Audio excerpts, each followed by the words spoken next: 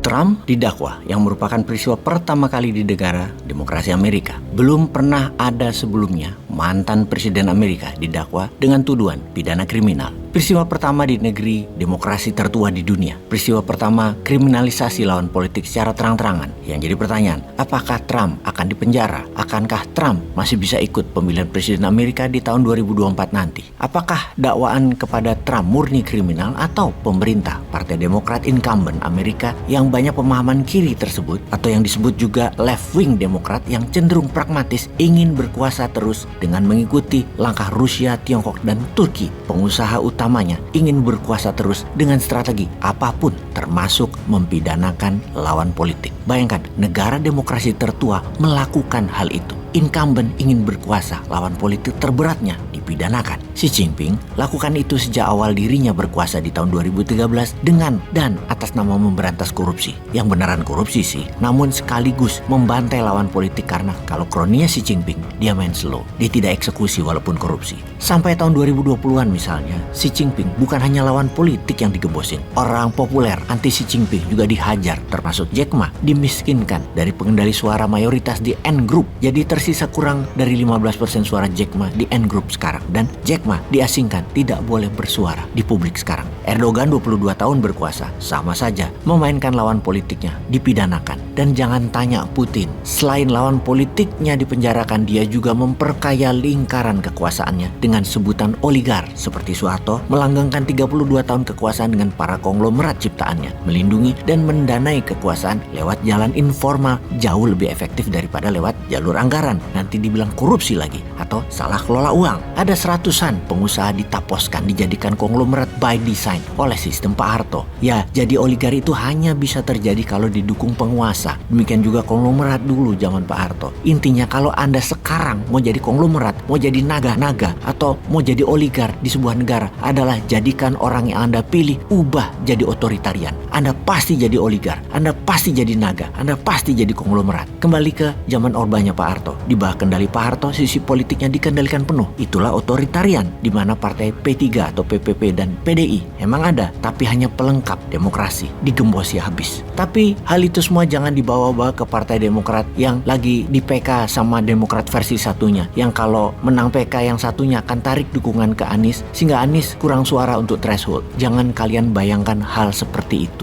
Tidak ada hal seperti itu di Indonesia. Itu fitnah. Indonesia itu negara demokrasi yang pemimpinnya sederhana, pemimpinnya baik, ngelola negaranya sukses, memberi contoh bahwa tidak akan menjabat selamanya. Jadi hal itu tidak mungkin dilakukan di negara Indonesia. Kalaupun ada formula E, dicarikan celah untuk mempidanakan Anies, itu juga bukan seperti Trump dipidanakan penguasa Partai Demokratnya Biden. Beda, tidak sama. Di Indonesia tidak ada motif politik. Politikusnya menjunjung demokrasi, pejabatnya fair play. Salah, ya bilang salah. Benar, ya dijunjung. Jadi kita jelaskan berkali-kali ya, Indonesia demokrasinya terbaik, teradil. Tidak ada yang namanya pejabat mau membangun dinasti keluarga selamanya berkuasa, merubah undang-undang agar bisa selamanya berkuasa juga seperti Putin atau Xi Jinping, menjadi pemimpin otoriter berjamaah, rezim otoriter pinjam tangan salah satu pejabat seakan diberi kuasa penuh. Tidak ada seperti itu. Itu hoax. Indonesia tidak mengenal dan tidak mungkin ada hal seperti itu. Indonesia negara hukum yang adil, politikusnya amanah mewakili suara rakyat, bukan suara ketum partai, di bawah pemimpin yang sederhana, yang cinta rakyat, yang tidak ingin menjabat 3 kali atau bahkan sampai selamanya menjabat. Tidak ada. Tapi entah kalau di Wakanda, Indonesia mah nggak ada, bersih, suci.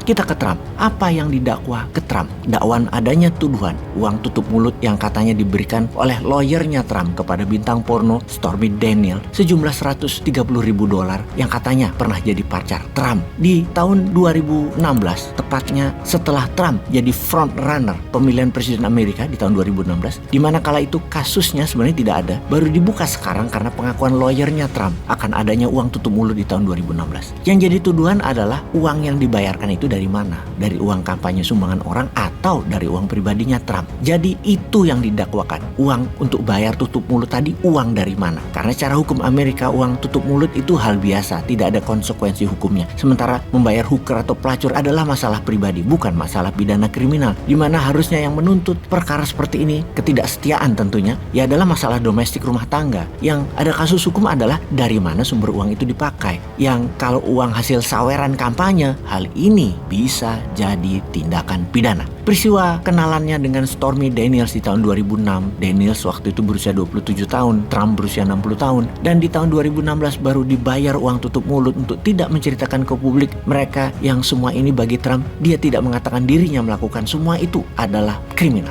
Tuduhan terhadap Trump adalah mismanajemen uang kampanye yang merupakan tindakan kriminal jika terbukti dan bisa menjadi penghalang langkah berikut Trump jadi presiden Amerika kembali. Setidaknya citra Trump hancur. Namun Amerika adalah negara yang aneh. Perselingkuhan bukan hal yang akan membuat Anda tidak terpilih di Amerika. Malahan Anda dibilang macho man, he man, real man. Gitu dah Amerika. Namun Trump di penjara adalah langkah yang harus diambil oleh incumbent Amerika, oleh left-wing Demokrat yang mana dunia terbelah dalam melihat kasus dakwaan Trump. Di Amerika, suara yang mengatakan dakwaan ini adalah politik di belakangnya atau bahasa politiknya witch hunt, yaitu menarget seseorang, dikatakan dia penyihir agar dibakar seperti di zaman medieval abad pertengahan di Eropa. Trump ditarget didakwa jadi witch, dukun penyihir. Ternyata lebih dari 52% responden mengatakan kasus dakwaan ke Trump adalah murni kriminalisasi, menarget karir politik Trump agar hancur. Apakah benar akan berimpact kepada pencalonan Trump di tahun 2024, di mana saat ini Trump adalah frontliner Partai Republik untuk kembali untuk jadi calon presiden 2024? Kita belum tahu, namun secara fakta belum pernah penyelidikan akan dana kampanye di Amerika terbukti atau dinyatakan salah kelola keuangan dana kampanye. Sama seperti alur dana 349 triliun rupiah pasti tidak akan terbukti, senyap hilang sebentar lagi karena harus dibilang mustahil yang tidak akan naik ke masalah kriminal yang ditangani Bareskrim. Jadi kalau dalam peristiwa Trump ini, jika ada kesamaan meniru fenomena sebuah negeri di Wakanda, maka Anda halu hanya hoax informasi yang Anda terima. Cepat wudhu sana, sholat tobat atas prasangka buruk Anda kepada Wakanda ya, sholat sana.